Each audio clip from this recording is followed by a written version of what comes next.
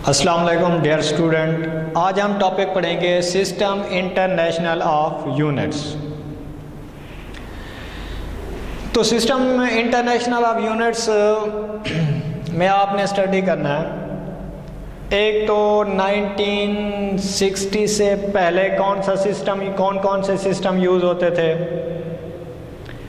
और 1960 के बाद कौन सा सिस्टम यूज़ किया जाने लगा।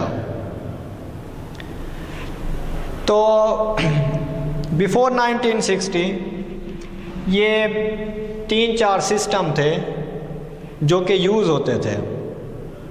ब्रिटिश और बाकी ममालिक इसको यूज़ करते थे। वो कौन कौन से थे? FPS system, CGS system, MKS system. अगर हम ये जो तीनों सिस्टम थे ये सिर्फ 3 क्वांटिटीज़ के लिए थे, लेंथ, मास और टाइम के लिए।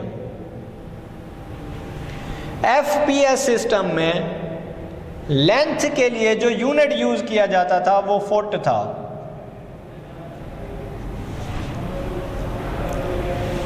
मास के लिए जो यूनिट यूज़ किया जाता था वो पाउंड था। P का मतलब पाउंड, और पाउंड हम रिप्रेजेंट करते हैं स्मॉल l और स्मॉल b। और नेक्स्ट S, टाइम का यूनिट क्या था? सेकंड था।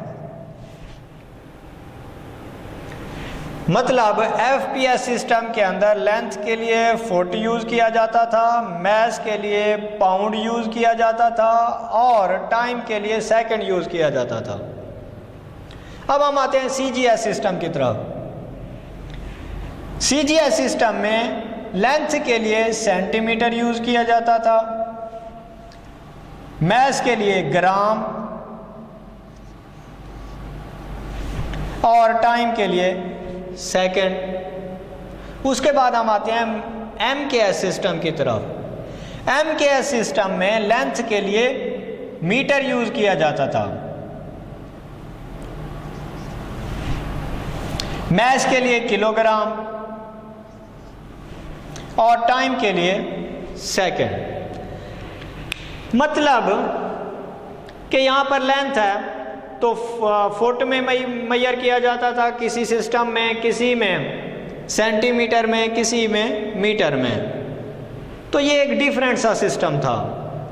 साइंटिस्ट 1960 के बाद 1960 के अंदर साइंटिस्ट इकट्ठे हुए और उन्होंने कहा कि इसका एक ऐसा सिस्टम फिज़िक्स के अंदर एक ऐसा सिस्टम लाया जाए कि जी तमाम जो यूनिट्स हैं, तमाम क्वांटिटीज़ के पूरी दुनिया के अंदर सेम यूनिट यूज़ किए जाएं।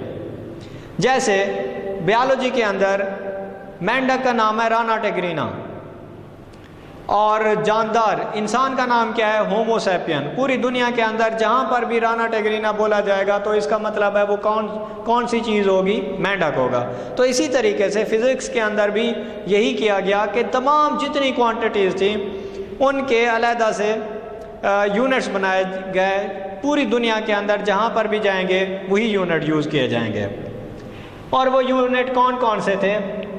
इस सिस्टम को हम कहते हैं सिस्टम इंटरनेशनल ऑफ यूनिट्स। और इस सिस्टम इंटरनेशनल ऑफ यूनिट को 3 कैटेगरीज में डिवाइड किया गया। नंबर 1 कौन से थे? Base units, number 2 derived units और number 3 supplementary units.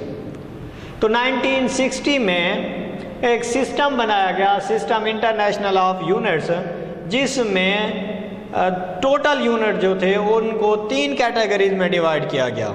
Base units, derived units और सप्लीमेंट्री यूनिट्स। हम आते हैं बेस यूनिट की तरफ।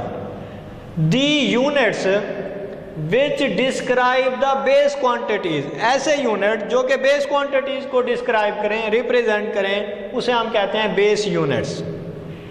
लेंथ के लिए जो हम यूनिट यूज़ करते हैं वो है मीटर और उसको हम स्मॉल m से ज़ाहिर करते हैं।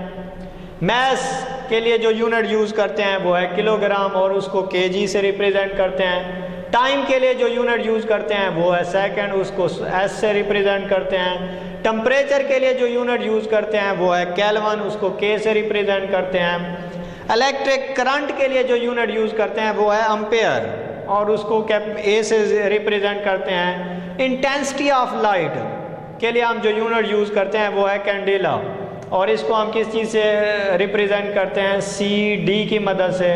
और अमाउंट ऑफ सब्सटेंस वो हमारे पास इसका यूनिट है मोल और उसको हम किस चीज़ की मदद से रिप्रेजेंट करते हैं, MOL की मदद से। तो ये हमारे पास हैं बेस यूनिट, ऐसे यूनिट जो कि बेस क्वांटिटीज़ को डिस्क्राइब करें, हम उन्हें बेस यूनिट्स कहते हैं। ये बेसिक चीज़ें हैं जो कि आप 9th 10th में पढ़ चुके हैं, एक दफ़ा दोबारा इसको रिपीट कराया जा रहा है।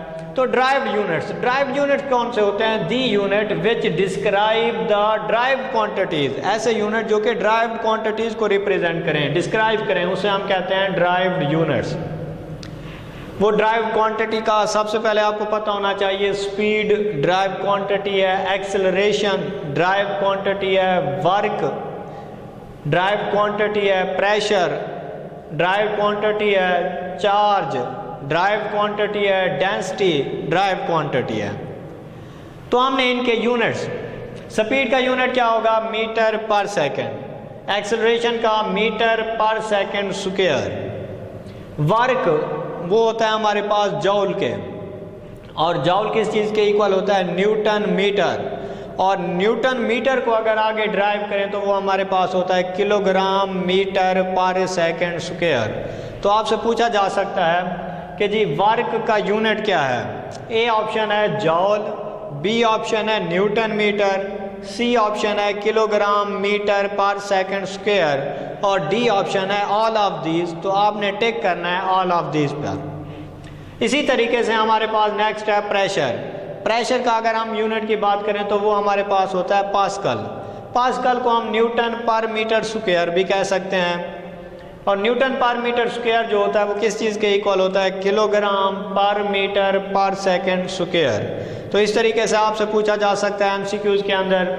कि जी प्रेशर का यूनिट क्या है, pascal A option pascal, B option newton per metre square, और C option kilogram per metre per second square, और डी ऑप्शन है ऑल ऑफ दीज। तो आपने ऑल ऑफ दीज पे टेक करना है, या अगर वो तीन बाकी ऑप्शन जो है वो डिफरेंट देता है और एक ऑप्शन इसमें से देता है तो आपने इसमें से एक पे टेक करना है। उसके बाद है जी चार्ज का यूनिट हमारे पास क्या है, कूलम, और उसको हम किस चीज़ से रिप्रेजेंट करते हैं, सी से। और ये जो कूलम होता है वो हमारे पास किस चीज़ के इक्वल होता है, AS के इक्वल होता है। ए का मतलब है एम्पेयर और एस का मतलब क्या है, सेकंड, AS। उसके बाद है जी डेंसिटी का यूनिट होता है किलोग्राम पर मीटर क्यूब। तो ये हमारा था सिस्टम इंटरनेशनल ऑफ यूनिट्स। ये जो हमारे पास हमने आज डिस्कस किया है बेस यूनिट और ड्राइव यूनिट्स को, इससे पहले मैंने आपको पहले जो 1960 से पहले जो यूनिट यूज़ होते थे उनके बारे में थोड़ा सा कंसेप्ट दिया है। आज हमने बेस यूनिट और ड्राइव यूनिट्स को डिस्कस किया है। नेक्स्ट हम डिस्कस करेंगे सप्लीमेंट्री यूनिट्स को। अल्लाह हाफ़िज़।